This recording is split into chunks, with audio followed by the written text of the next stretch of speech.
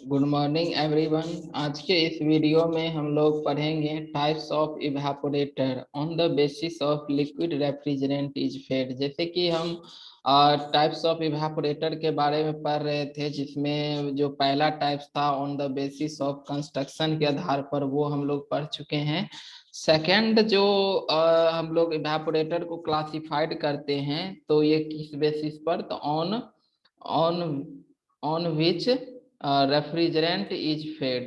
ठीक है, रेफ्रिजरेंट को इवेपोरेटर में कैसे हम लोग फेड करते हैं, उसके आधार पर जो इवेपोरेटर का टाइप्स होता है, दो तरह का होता है। एक हमारा फ्लडेड इवेपोरेटर होता है और दूसरा ड्राई एक्सपेंशन इवेपोरेटर होता है। उसमें से हम लोग फर्स्ट पढ़ते हैं फ्लडेड इवेपोरेटर के बारे में। तो फ्लडेड इवेपोरेटर को यहाँ पे हम लोग समझेंगे कि ये फ्लडेड इवेपोरेटर का एक डायग्राम है। फ्लडेड इवेपोरेटर, फ्लड नाम से ही क्लियर है। फ्लड फ्लड मतलब क्या होता है? बाढ़, है ना। बाढ़ मतलब हो गया कि जो इसमें चूंकि इवेपोरेटर है और इवेपोरेटर के अंदर से रेफ्रिजरेंट फ्लो करती है, तो कहने का मतलब है कि इस टाइप के जो इवेपोरेटर होगा उसमें रेफ्रिजरेंट जो इवेपोरेटर कॉइल से फ्लो करेगा वो लिक्विड स्टेट में फ्लो करेगा, और वो पूरा भर के, मतलब पूरा जो कॉइल का जितना भी डायमीटर है, वो पूरे कॉइल को पूरी तरह से भर के रेफ्रिजरेंट जो है वो फ्लो करेगा। तो यही एक टाइप हो गया फ्लडेड इवेपोरेटर, जिसमें एक बाढ़ की तरह, जैसे बाढ़ में क्या होता है, लिक्विड की अधिकता होती है, पानी का अधिकता होती है, उसी तरह यहाँ इवेपोरेटर में जो इवेपोरेटर कॉइल होता है उसमें पूरा कॉइल जो है वो भर के लिक्विड के रूप में रेफ्रिजरेंट फ्लो करेगा। ऐसे हम जनरल केस में जो वेपर कंप्रेशन रेफ्रिजरेशन सिस्टम में जो इवेपोरेटर हम देखते थे कि जिसमें रेफ्रिजरेंट जो इन करता था इवेपोरेटर में, वो एज ए की वेट मिक्सचर के रूप में। तो वेट मिक्सचर मतलब क्या हो गया कि हालांकि लिक्विड रिच होता है, वेट मिक्सचर भी कैसा होता है, लिक्विड रिच होता है, लेकिन उसमें सर्टेन पार्ट क्या होती है, वेपर भी होता है।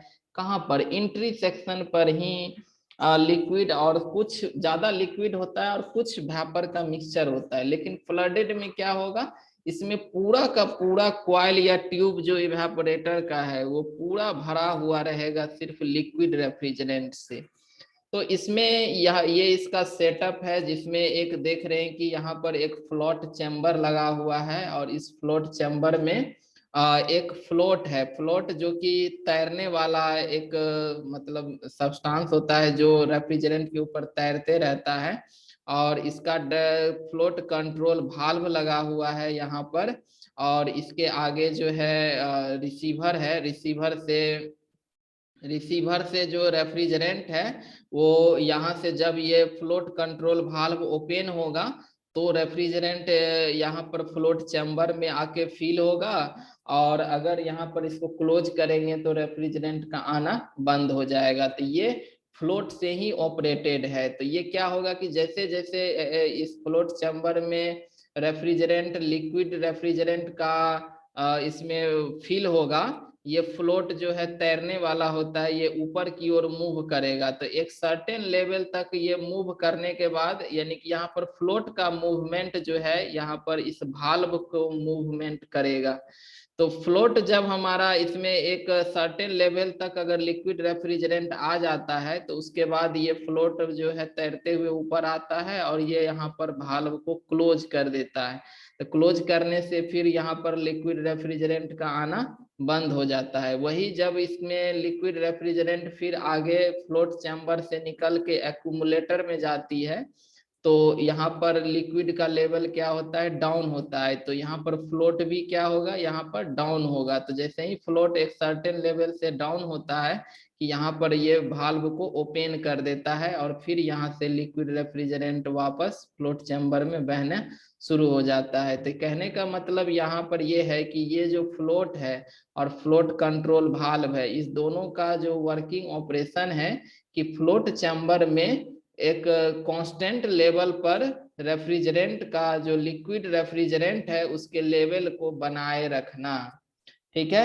इसके बाद जो फ्लडेड इवेपोरेटर में जो यूज होता है वो है एक्यूमुलेटर। एक्यूमुलेटर एक तरह का कलेक्टिंग टैंक होता है। एक्यूमुलेटर को हम लोग सर्ज टैंक भी कहते हैं। ठीक है, ये क्या है, एक सिंपल सा एक कलेक्टिंग टैंक है जिसमें जो फ्लोट चैम्बर होता है उससे लिक्विड रेफ्रिजरेंट इस एक्यूमुलेटर में आकर के जमा होता है। ठीक है, तो इसके बॉटम पार्ट में स्वाभाविक है, लिक्विड रेफ्रिजरेंट हैवी है तो वो बॉटम पार्ट में आके कलेक्ट होता है, और यहाँ एक्यूमुलेटर के बाद लगा हुआ रहता है इवेपोरेटर।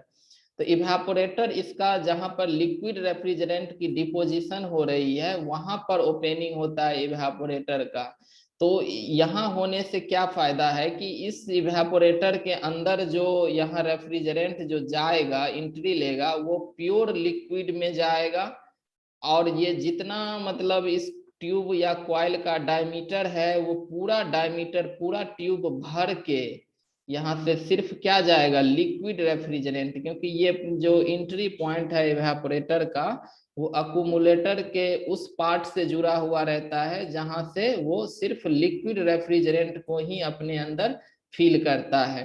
तो अब ये लिक्विड रेफ्रिजरेंट जब इवेपोरेटर ट्यूब के अंदर से फ्लो करते जाती है, और ये इवेपोरेटर ट्यूब जो होता है वो कहाँ लगा हुआ रहता है, हमारा स्टोरेज में, जहां पर हम सामान सब रखे हुए हैं उसको कूल करना है। तो उस स्टोरेज से यहाँ पर क्या करता है, ये रेफ्रिजरेंट लगातार हीट गेन करते जाता है।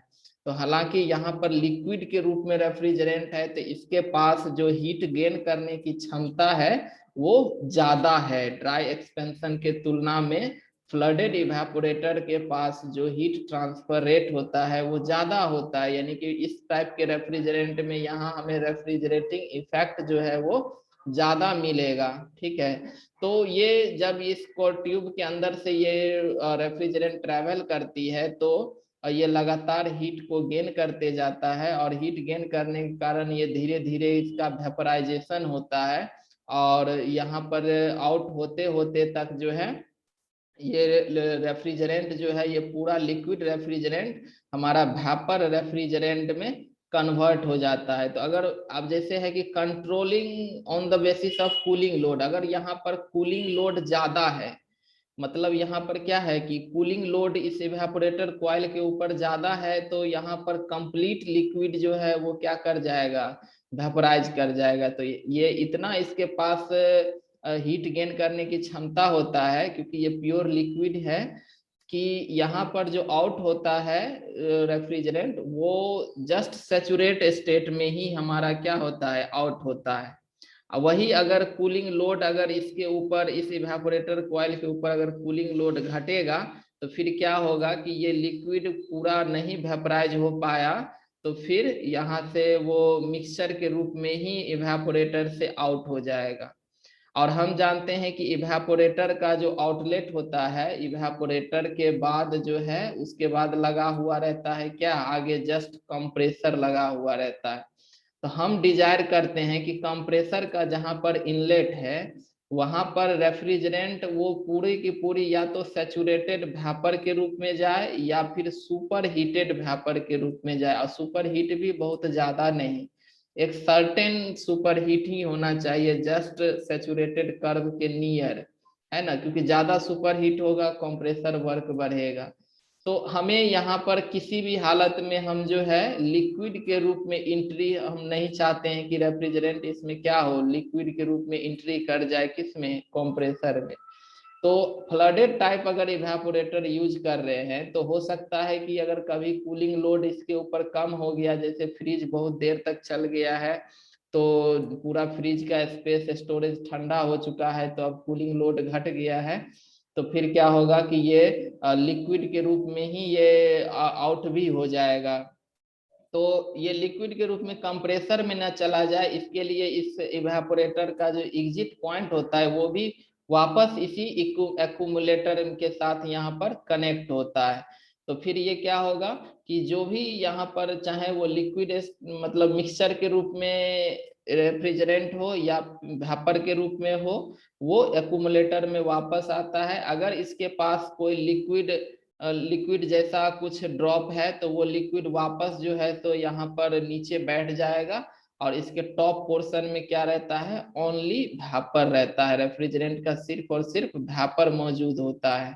ठीक है, इसके बीच में यहाँ पर बफल लगा हुआ रहता है। बफल का काम है कि किसी भी तरह का अगर भापर भी है, भापर रेफ्रिजरेंट में भी है, इस भापर रेफ्रिजरेंट में किसी भी तरह का लिक्विड ट्रेस मौजूद है, लिक्विड ट्रेस मतलब हो गया कि रेफ्रिजरेंट का छोटा छोटा पार्टिकल जो कि लिक्विड स्टेट में भी रहता है लेकिन वो भापर में तैरते रहता है, तो वैसा कोई लिक्विड ट्रेस अगर भापर रेफ्रिजरेंट में मौजूद है तो ये बफल प्लेट जो है उस लिक्विड ट्रेस को अलग कर देता है। और बफल प्लेट के ऊपर जो है ओनली जो है ड्राई सैचुरेटेड भापर जो रेफ्रिजरेंट का है वो मौजूद होता है, और यहाँ से फिर हम कंप्रेसर का सक्शन पॉइंट लाइन को हम मतलब कनेक्ट करते हैं। तो इस तरह से यहाँ पर सिर्फ और सिर्फ क्या जाएगा, तो जो हमारा ड्राई सैचुरेटेड भापर है रेफ्रिजरेंट का वही कंप्रेसर के अंदर जा पाएगा, लिक्विड नहीं जा पाएगा। और जो भी इसमें से लिक्विड रहेगा वो लिक्विड एक्यूमुलेटर के बॉटम पार्ट में जमा होगा, जो वापस जो है ये लिक्विड रेफ्रिजरेंट फिर से वापस यहाँ पर इवेपोरेटर में एंट्री ले लेगा। तो यहाँ पर फ्लडेड इवेपोरेटर लगाने से क्या फायदा हुआ, फायदा हुआ कि अगर एग्जिट पॉइंट पे अगर रेफ्रिजरेंट लिक्विड भी रह जाता है तो वो लिक्विड फिर दोबारा यूज में आ जाता है, ये लिक्विड वापस अक्यूमुलेटर में जमा होकर के फिर से इवेपोरेटर में रिसर्कुलेट कर जाएगा, है ना। और दूसरा फायदा ये भी है कि कंप्रेसर में जो है लिक्विड ट्रेस नहीं जाता है, सिर्फ और सिर्फ भापर जाता है, वो भी भापर कैसा, ड्राई सैचुरेटेड में, वो ऐसा सुपर हीट फॉर्म में नहीं जाता है, तो इससे हमारा कंप्रेसर वर्क भी कम लगता है। तो इस प्रकार फ्लडेड टाइप इवेपोरेटर जिसमें कि एज ए लिक्विड रेफ्रिजरेंट पूरा फुल कैपेसिटी के साथ इवेपोरेटर ट्यूब में फ्लो करता है, जहां पर इसकी हीट गेनिंग की क्षमता काफी ज्यादा होती है, ज्यादा हीट ट्रांसफर रेट देता है। तो इसीलिए इसका यूज जो है जहां पर हमको लार्ज कूलिंग की आवश्यकता होती है वहां पर करते हैं, क्योंकि इसमें जो है हमको लार्ज अमाउंट में जो रेफ्रिजरेंट है उसका यूज होता है, लार्ज अमाउंट में रेफ्रिजरेंट का यूज होता है ना। तो इसीलिए इसका हायर कैपेसिटी एप्लीकेशन के लिए ही इसका इस्तेमाल करते हैं। ठीक है, इसका मेनी इंडस्ट्रियल एप्लीकेशन है, chemical and food processing industry, है ना, उसके बाद comfort and process air cooling installation इसमें भी यूज होता है।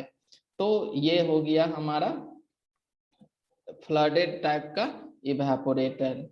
इसी में सेकेंड टाइप जो है वो है dry expansion evaporator. Dry expansion evaporator में किसी भी प्रकार का एक्यूमुलेटर या फ्लोट चैम्बर का यूज नहीं होता है। इसमें सिंपल सा जो इवेपोरेटर ट्यूब होता है ना, वो ट्यूब या तो बेयर ट्यूब हो या फिर फिंड फिंड ट्यूब हो या प्लेट टाइप का हो, कोई भी ट्यूब हो। यहाँ पर कहने का मतलब है कि इसमें रेफ्रिजरेंट को कलेक्ट करने के लिए कोई अलग से एक्यूमुलेटर या फ्लोट चैम्बर की जरूरत नहीं होते। इसमें रेफ्रिजरेंट जो है डायरेक्ट यहाँ पर एक्सपेंशन वाल्व से एक्सपेंड करने के बाद ये सीधा इवेपोरेटर में एंट्री ले लेता है।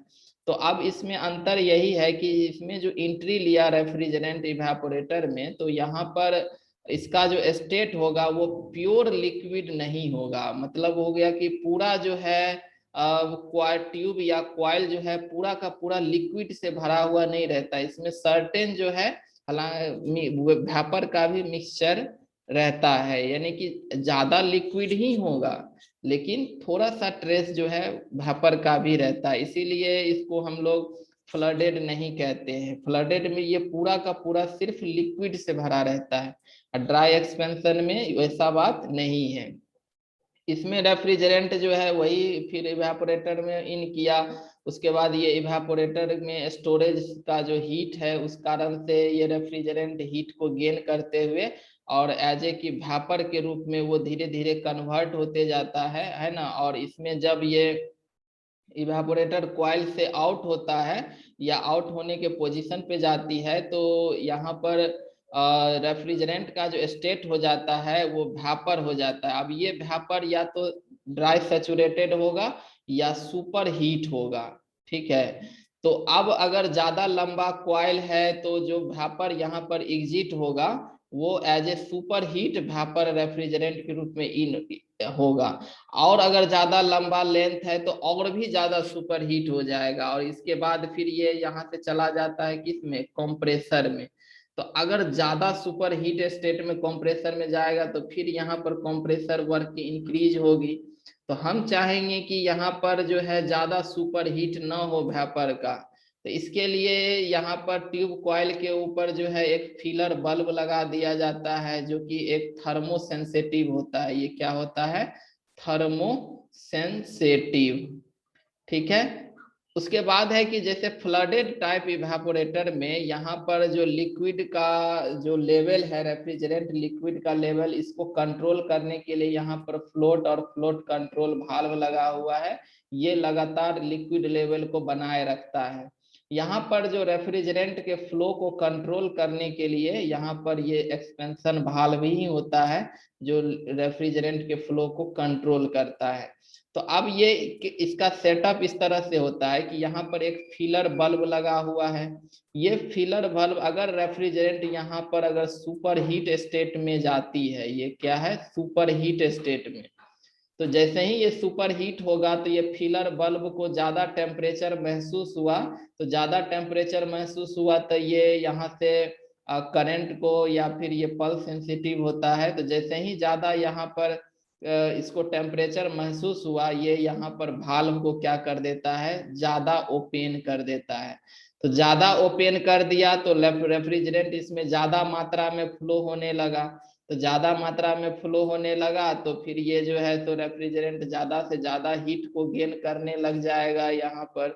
तो स्वाभाविक है कि रेफ्रिजरेंट जो आउट होगा उसकी टेम्परेचर फिर ड्रॉप करेगी। ठीक है, लेकिन जब कूलिंग लोड बहुत इस कम हो जाता है और ऐसा लगता है कि यहाँ पर रेफ्रिजरेंट जो आउट हो रहा है वो अगर सुपर हीट ना होकर के यहाँ पर मतलब वेट मिक्सचर ही है, मतलब अगर कूलिंग लोड घट गया इवेपोरेटर के ऊपर, तो अगर ये रेफ्रिजरेंट कंप्लीटली वेपराइज नहीं हो पाया और यहाँ पर एज ए मिक्सचर के रूप में ही अगर जा रहा है, तो फिलर बल्ब को फिर से यहाँ पर टेम्परेचर को सेंस करता है कि टेम्परेचर एक लिमिट से अगर जैसे ही कम हो गया, ठीक है, चूंकि वेट मिक्सचर अगर जाएगा तो यहाँ फिलर बल्ब को लो टेम्परेचर महसूस होगा।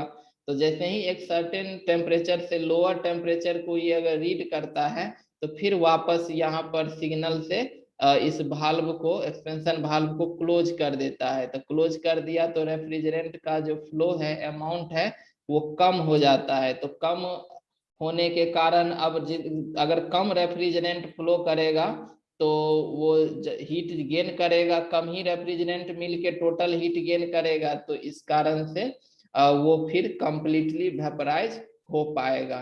तो इस तरह से इसका ऑपरेशन होता है। तो इसमें हम देखते हैं कि जो फ्लडेड में हैवी फ्लो ऑफ रेफ्रिजरेंट होता है, इसमें वैसा नहीं है। इसका जितना रेफ्रिजरेंट अमाउंट जो है फ्लडेड में यूज होता है उसका लगभग 1/4 पार्ट ही रेफ्रिज अमाउंट जो है रेफ्रिजरेंट का, वो हमारा ड्राई एक्सपेंशन टाइप इवेपोरेटर में यूज होता है। और यही रेफ्रिजरेंट जब इस इवेपोरेटर से पास करता है तो फिर अपना यहाँ से वो हीट को गेन करके और वेपराइजेशन करता है।